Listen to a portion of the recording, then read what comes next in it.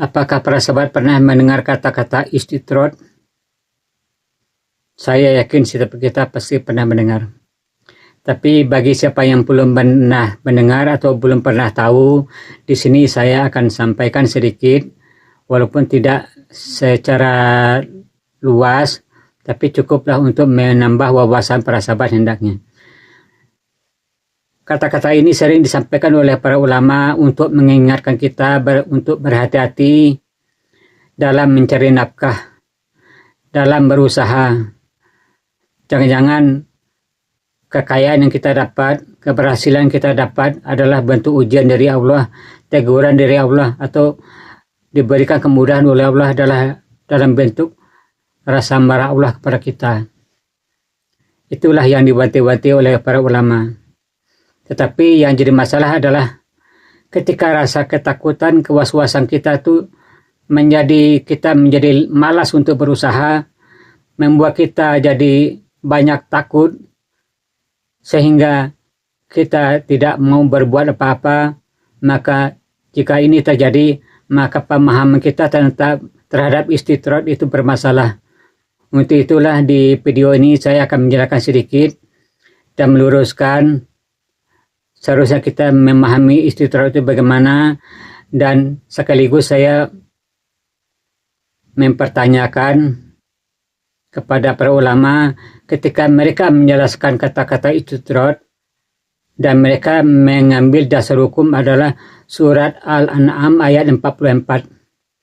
Kenapa saya mempertanyakan dan apa alasannya? Ayo ikutin saya. Assalamualaikum warahmatullahi wabarakatuh. Bagaimana kabar para sahabat semua? Semoga kabar baik senantiasa menyertai para sahabat hendaknya. Amin, amin. Kapanpun dan dimanapun para sahabat menyimak video saya ini, saya ucapkan selamat datang di channel Sebatas Menyampaikan.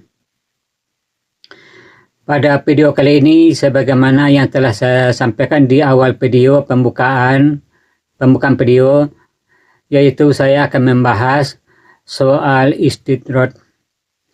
Karena saya khawatir banyak di antara kita, banyak di antara sahabat yang salah dalam memahami, yang dikhawatirkan kesalahan itu membuat para sahabat malas untuk bekerja, takut untuk berusaha, takut kaya, takut sukses untuk di dunia.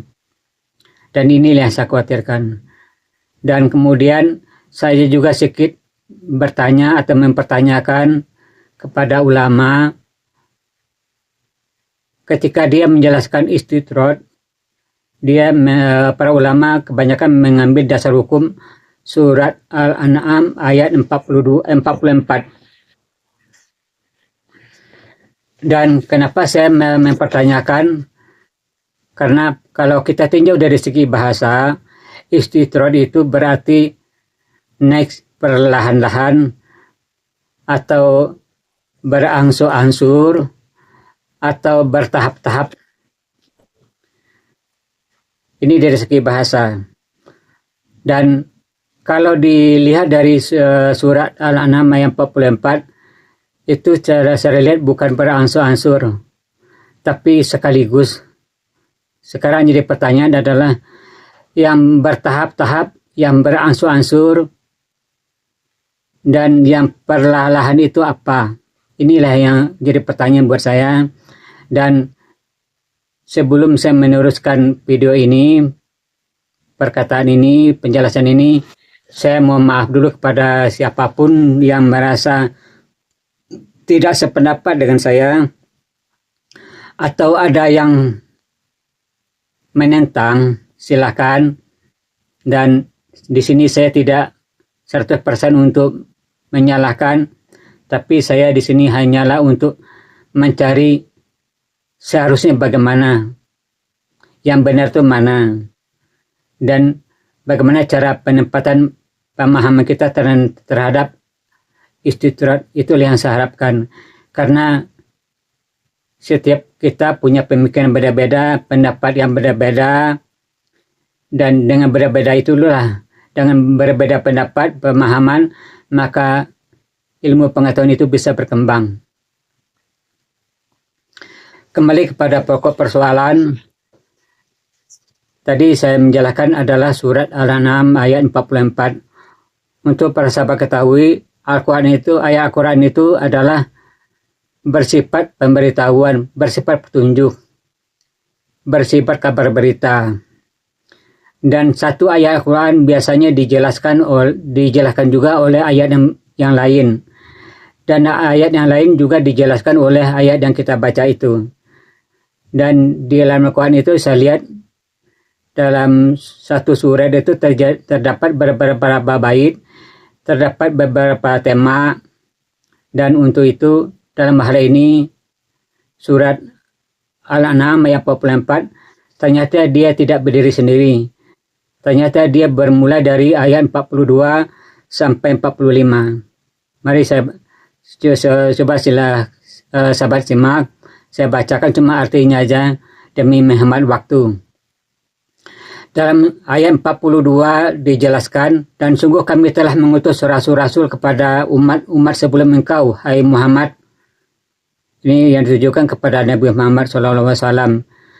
Kemudian kami sesa mereka dengan menimpakan kemelaratan, kesengsaraan, dengan tujuan agar mereka memohon kepada Allah dengan kerendahan hati. Tetapi apa yang terjadi pada ayat 43 dijelaskan, tetapi mereka tidak memohon kepada Allah dengan kerendahan hati. Sisa kami datang menimpa mereka, waktu ketika sisa kami datang kepada mereka. Bahkan hati mereka telah menjadi keras ketika Allah menimpakan kemelaratan, kesengsaraan dengan harapan mereka memohon kepada Allah dengan kerendahan hati. Tetapi apa yang terjadi, para umat-umat sebelum Nabi itu tidak menghiraukan, tidak memohon kepada Allah dengan kerendahan hati. Bahkan hati mereka semakin keras.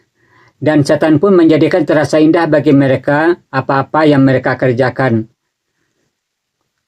Jadi udah tahu salah, tapi setan mempengaruhi alam pikirannya, mempengaruhi perasaannya, sehingga yang salah itu tampak seperti benar. Itulah manipulasi sebuah pemahaman, manipulasi sebuah perasaan oleh setan. Dan ayat 44 baru dijelaskan, maka ketika mereka melupakan peringatan yang telah diberikan kepada mereka, kami buka semua pintu kesenangan untuk mereka. Jadi setelah diperingatkan gak mau, baru Allah membukakan pintu kesenangan semuanya. Sehingga mereka bergembira, wah hebat. Dengan apa yang telah diberikan oleh Allah kepada mereka. Kemudian kami sesa mereka secara tiba-tiba. Tidak perlahan-lahan, tidak berangsur-angsur, tidak bertahap-tahap, secara tiba-tiba. Maka ketika itu mereka terdiam, putus asa. Di ayat 45 dijelaskan, maka orang-orang zalim itu, orang-orang itu berarti jamak, bukan satu orang, berarti satu kaum, satu kelompok. Maka orang-orang zalim itu dimusnahkan sampai ke akar-akarnya. Jadi dimusnahkan sampai ke anak cucunya, sampai ke harta bendanya, semuanya dimusnahkan. Segala puji bagi Allah, Tuhan seluruh alam. Dan umat yang dimusnahkan itu dalam Al-Quran juga dijelaskan, diantaranya adalah kaum Sodom pada masa Nabi Lut, kaum Ad pada masa Nabi Hud, kaum Samud pada Nabi Soleh. Dan untuk di Indonesia dulu juga pernah terjadi karena kemaksiatan mereka yang telah melampaui batas kewajaran, yang sangat teramat jauh dari menyimpang dari yang seharusnya, yaitu di desa Legatang, Dieng, tahun 1955. Maka mereka dihancurkan, ditimbun dalam satu malam. Tidak ada yang terselamatkan. Semuanya tertimbun sampai harta bendanya. Jadi di sini dikatakan bahwa mereka diazab secara tiba-tiba, tidak secara berangsur-angsur. Itulah yang menjadi pertanyaan sama saya, karena dari segi bahasa itirad itu berarti berangsur-angsur. Dan yang berangsur-angsur itu azab, apa kenikmatan atau apa? Kalau dibilang azab beransur-ansur, kalau surat Al-An'am berarti tidak tepat. Karena di surat Al-An'am 44 itu dijelaskan azabnya secara tiba-tiba. Tapi ada juga azab yang secara beransur, yaitu memang banyak ayat bicara, tapi saya ambil salah satu contohnya adalah surat Al-A'raf ayat 182 sampai 183. Bunyinya begini, orang yang mendustakan orang berarti bukan orang-orang, berarti secara pribadi, per individu. Orang yang mendustakan atau tidak peduli dengan ayat-ayat Allah, maka Allah biarkan mereka beransur-ansur menuju ke arah kehancuran dengan cara yang mereka tidak sadari.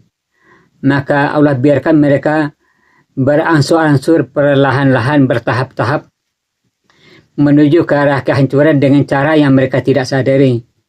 Sekalipun dia pintar ilmu dagang, manajemen bagus, tapi kehancuran tetap menimpa mereka dari segi yang mereka tidak sadari.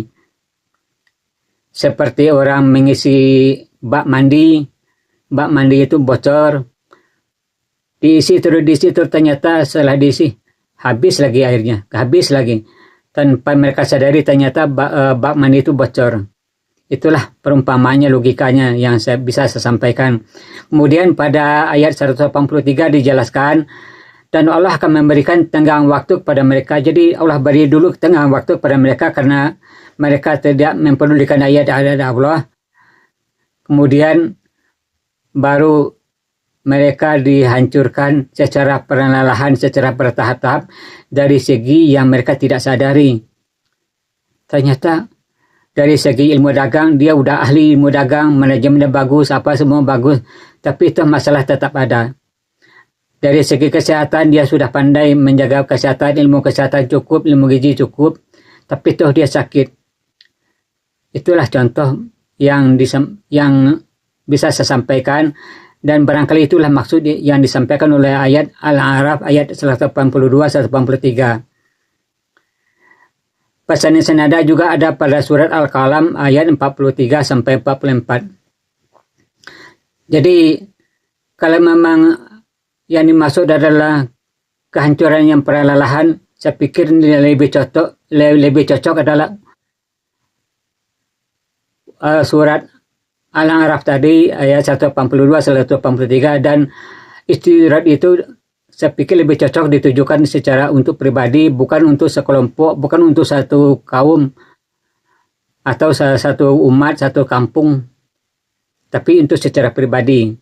Kalau secara pribadi dalam kalau dasar hukumnya surat Al-An'am ayat 44 saya pikir tidak cocok, tapi itu pendapat pribadi saya pribadi. Silakan Anda para sahabat juga berpendapat, karena setiap kita berhak untuk berbeda pendapat, dan toh yang menilai semuanya adalah Allah, dan segala urusan kembali kepada Allah.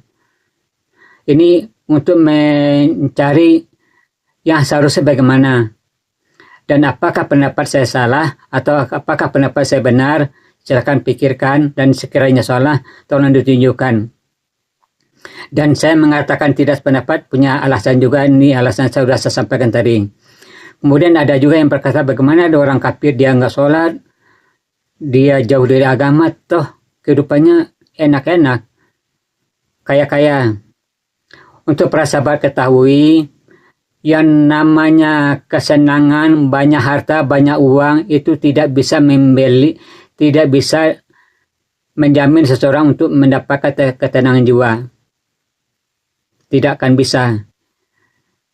Untuk mendapat ketenangan jiwa hanyalah dengan mengingat Allah. Hanya dengan mengingat Allah maka jiwa kita akan tenang. Dalam arti kata, kehidupan kita atau apapun yang kita lakukan harus sesuai dengan tuntunan Allah. Dalam ibadah sesuai dengan yang Allah harapkan, insya Allah jiwa kita akan tenang. Maka ingat Allah dalam waktu duduk, berdiri, berbaring, dan kapanpun dan manapun, ingat Allah bahwa Allah itu ada di samping kita. Dia melindungi kita, menjaga kita, mengawasi kita. Mungkin itu maksudnya dari hanya dengan mengingat Allah lah maka jiwa kita akan tenang. Tapi ini pemahaman saya pribadi, penafsiran saya pribadi. Kalau para sahabat punya penafsiran yang lain, silahkan sampaikan di kolom komentar demi sebuah kemajuan kita sebagai umat Islam. Kemudian masalah orang kafir yang kaya tadi, ada ayat Ali Imran ayat 196, maka saya sampaikan artinya saja. Jangan sekali-kali kamu terpedaya oleh kebebasan orang kafir yang bergerak bebas di dalam negeri. Jangan sekali-kali kamu terperdaya oleh kebebasan orang kafir yang bergerak bebas di negerimu, di daerahmu. Jadi orang kafir itu kan melakukan apapun bebas. Jangan tertipu, jangan terperdaya, jangan berharap seperti itu. Kemudian di ayat 197 dijelaskan semua itu hanyalah kesenangan sementara. Jadi Allah juga memberi kebebasan hanya dalam sementara dan membiarkannya. Kemudian tempat kembali mereka adalah neraka jahanam. Itulah seburuk-buruk tempat tinggal. Jadi bagi orang kafir ada kalanya memang Allah biarkan untuk mereka berbuat semena-mena. Tapi untuk para sahabat ketahui, siapapun kita, kalau kita melihat orang kaya, orang punya harta banyak, pasti pikiran kita, wow, enak. Itu manusiawi, menurut pendapat saya. Dan ini pernah dialami oleh orang-orang yang hidup semasa Qarun, ketika Qarun memamerkan harta bendanya yang begitu mewah, dan masyarakat yang melihat pada baik itu, wow, keren. Dan masyarakat itu berkata, coba kalau saya seperti Qarun, mungkin enak ya. Dan apa yang terjadi besoknya, masyarakat mendapat berita bahwa Qarun berserta harta bendanya, berserta anak buahnya ditelan bumi.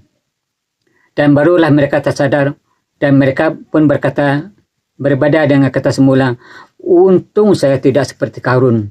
Untung saya tidak seperti Qarun.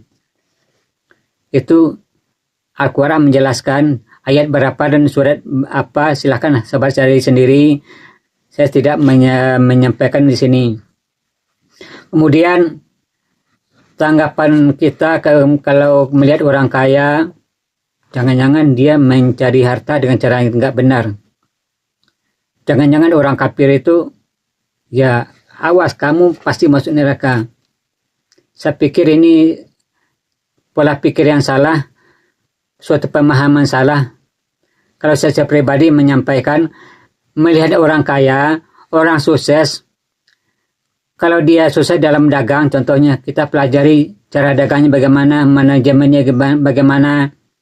Kalau dia sukses dalam hal bertani, cara bertani bagaimana, kita ambil ilmunya. Sekiranya ada yang tidak cocok sama kita, ditinggalkan. Ada yang bertentangan dengan agama, kita tinggalkan. Apa yang baik kita ambil. Kalau saya berpendapat begitu, jangan mencela. Toh kita juga belum tentu sempurna. Tidak ada yang sempurna. Kita pasti punya kesalahan, punya kelemahan. Itulah yang bisa saya sampaikan. Dan semoga apa yang saya sampaikan ini bisa menjadi buah pemikiran juga buat para sahabat yang lain. Sebenarnya istirahat itu ditujukan untuk pribadi atau untuk kelompok. Dan istirahat itu yang berangsur itu musibahnya atau akibatnya atau kenikmatan didatangkan secara berangsur. Dan semoga ini bisa jadi buah pemikiran buat kita semua untuk sebuah kebaikan dan menemukan jawaban yang benar. Dan di sini saya tidak menyalahkan siapapun, tapi saya berharap menemukan kesimpulan terbaik untuk kita semua. Demi anak cucu kita. Akhir kata saya ucapkan terima kasih atas segala perhatiannya. Terima kasih atas dukungan subscribe-nya, dukungan like-nya, dan terima kasih juga atas komentarnya. Demi sebuah kebaikan, demi sebuah kesempurnaan dalam pemahaman kita dalam beragama. Dan saya tutup dengan Assalamualaikum warahmatullahi wabarakatuh.